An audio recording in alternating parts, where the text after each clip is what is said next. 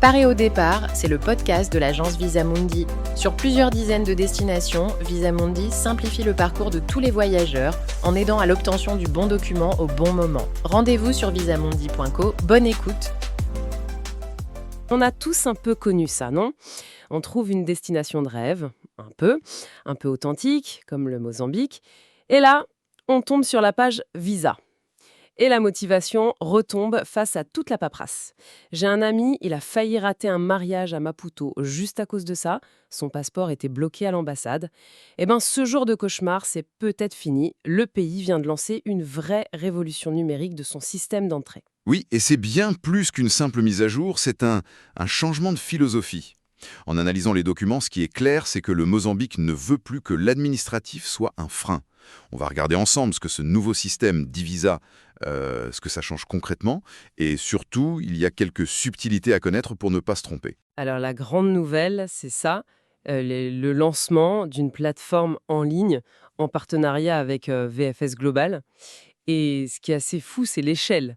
183 nationalités sont concernées. C'est énorme. C'est quasiment le monde entier qui peut demander son visa depuis son canapé, en fait. Exactement. L'objectif qui a été affiché pendant la conférence nationale sur la transformation numérique, c'est zéro papier. Donc, au-delà du confort pour le voyageur, c'est un message. Un message très fort. On ne parle plus seulement d'attirer des touristes, mais de projeter l'image d'un pays moderne, efficace. Ouvert. Voilà, ouvert. C'est un levier de compétitivité qui est énorme, surtout pour désengorger des points névralgiques comme l'aéroport de Maputo ou les frontières terrestres avec l'Afrique du Sud. Et pour la personne qui prépare son voyage, ça se passe comment? J'imagine que le processus est assez simple, hein. Il est conçu pour être intuitif, oui. Tout se fait en ligne en 4 temps. D'abord, on remplit le formulaire, les infos de base, passeport, vol, hébergement. Ensuite, on télécharge les documents numérisés, passeport, photo et une preuve de fonds suffisant. Attendez, une preuve de fond. Ça, c'est le genre de détail qui peut stresser. Les sources précises, ce qui est accepté? Pour éviter un refus, quoi. C'est un point crucial. Alors, les documents ne le détaillent pas précisément, mais c'est un grand classique des demandes de visa. Souvent, c'est un relevé bancaire. L'important, c'est de bien préparer ce document. Une fois que c'est fait, on paye les frais en ligne, par carte, et on reçoit les visas par email. C'est un TDF avec un QR code.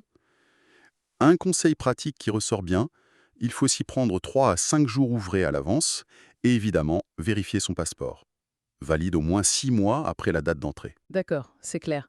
Mais alors, en regardant les sources, j'ai vu qu'il existait déjà une exemption de visa pour certains pays. Comment tout ça s'articule? Ah, et c'est là que se trouve la nuance la plus importante. C'est le point de vigilance absolu. Ce nouvel e-visa pour 183 pays ne doit surtout pas être confondu avec l'exemption mise en place en mars 2023. C'est une liste de 29 pays qui inclut la plupart des nations européennes. Ce sont 2 systèmes qui coexistent. D'accord, donc si je résume pour être sûr, pour la grande majorité du monde, c'est la nouvelle procédure des visas.